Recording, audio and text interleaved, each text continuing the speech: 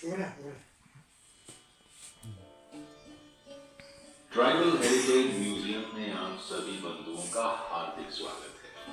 ये म्यूजियम मुंशियारी विकास खंड, जो अतीत में परगना जोहार के नाम से जाना जाता था, इस जोहार क्षेत्र में निवास करने वाले लोग जोहारी शौका कहलाए जाते हैं, जिन्हें मंगलोई फीचर के कारण अंग्रेजों ने भोटिया नाम दिया। 1962 से पूर्व सैकड़ों सदियों तक इस क्षेत्र के लोगों का भारत तिब्बत के मध्य विनिमय व्यापार का संबंध रहा था। 1962 में चाइना वॉर के कारण तिब्बत व्यापार बंद हो जाने के पश्चात इस क्षेत्र के निवासियों के सामाजिक, आर्थिक तथा सांस्कृतिक जीवन में जो परिवर्तन आया है, अतीत के उन सांस्कृतिक धरोहर को संग्रहालय के रूप में संजोकर हमने रखने का प्रयास किया है।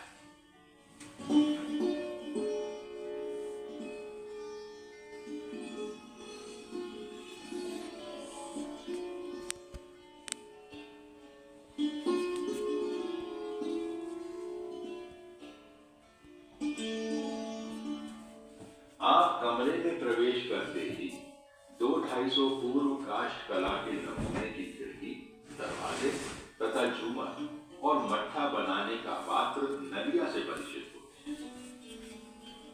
पास ही पंच धातु से बना पंचदीप है, जिसमें दिया प्रज्वलित किया जाता है।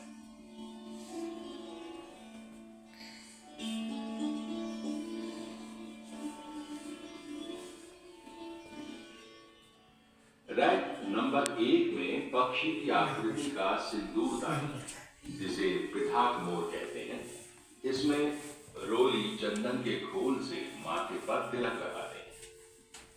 दही की ठेकी, घी रखने का हड़बिया, आटा गूंथने, सब्जी धोने की पाली, ये सब स्थानीय लकड़ी के बने हैं। ईंट की आकृति में ब्रिक टी अर्थात ज्यादुम का प्रयोग नमकीन चाय अर्थात बटर टी में होता है। इस चाय में चीनी और दूध की अपेक्षा नमक और घी प्रयुक्त होता है, जो अरुणाचल से लद्दाख तक के उच्च हिमालयी शीत प्रधान क्षेत्र तथा तिब्बत और चीन के लोगों का मुख्य पेय है। आप ये पैदल चरखा देख रहे हैं। स्थानीय भेड़ों की ऊन से धागा तैयार करने का ये आसान साधन है। ये महिला जात्रा से अनाज की पिसाई कर रही है।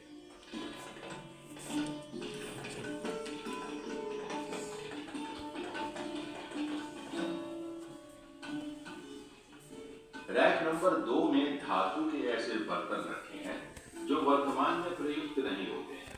अतीत में दिल्ली से तांबे की और अमृतसर से एल्युमिनियम की केतली लाकर तिब्बत निर्यात किया जाता था।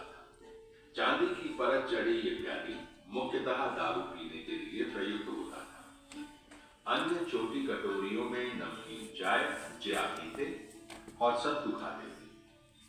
सम्मुखी मोटे कपड़े का जो टुकड़ा पड़ा है, ये चूल्हे से गर्म बर्तन नीचे उतारने के काम में आता था। इसे छमटौल कहते हैं। आधुनिक प्रचलित अलग अलग लीटर आयतन के कुकर की भांति अतीत में एक बकरिया से 5-6 बैकर तक के अलग अलग माप की तौली होती थी। दाल और मांस गलाने के लिए कांसे की गोल भट्टू उपयोग में लाया जाता था। रैक के सबसे ऊपर दाल भात परोसने का डाडू बनौला और बड़े बर्तन से घी निकालने का पात्र भूती है। इस छप्पर के अंदर आटा पीसने की चक्की है, जिसे घराट या घट भी कहते हैं। इस घराट के नीचे भूतल पर बने लकड़ी के पहिए वाले चक्र को, जो ऊपर से बहने वाले पानी की तीव्र धार की शक्ति से घूमते हुए इस चक्की के ऊपरी पार्ट को गतिमान करती है।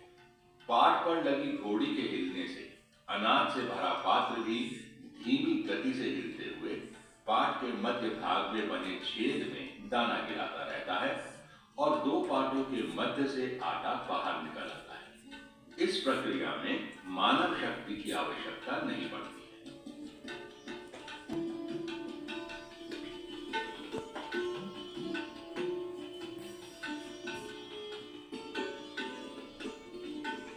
रैक नंबर 3 में जो लकड़ी की काली तख्ती पड़ी है, अतीत में इसी तख्ती पर सफेद मिट्टी और नरकुल के कलम से लिखकर कक्षा 2 तक के बच्चों को अक्षर ज्ञान और गिनती का बोध कराया जाता था, जिसे नित्य घास या तवे के कालिक से साफ करना पड़ता था। कागज और स्याही का प्रयोग बच्चे कक्षा 3 से करते थे। बड़ी कक्षाओं में होल्डर और फाउंटेन पेन भी प्रयुक्त होता था। अंग्रेजी लिखने के लिए जी-निब होता था।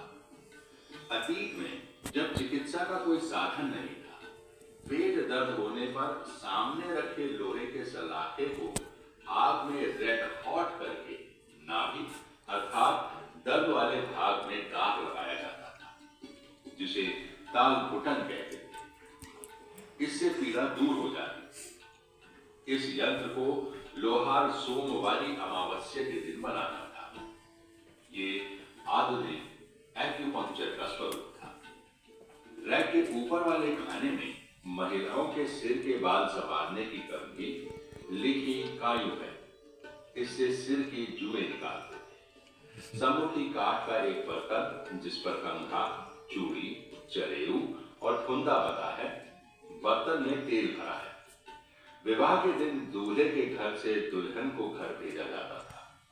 तब दुल्हन का श्रृंगार होता था। आधुनिक श्रृंगार दान की भांति ये पात्र तेल कायु कहलाता था। इस गोल तुमड़ी में बड़े नींबू के रस को पकाकर गाढ़ा रस रखा जाता था, जिसे कई वर्षों तक प्रयोग में लाया जा सकता है। अतीत में जब गिलास, कप, कटोरा नहीं था, अर्घ की आकृति में बने लकड़ी के इस पात्र से जाम अर्थात मदिरा पिलाया जाता था। रैक के सबसे नीचे स्टोन कार्विंग किया हुआ बौद्ध मंत्र ओ मने पद्मे होम है। ऐसे शिलालेख लगभग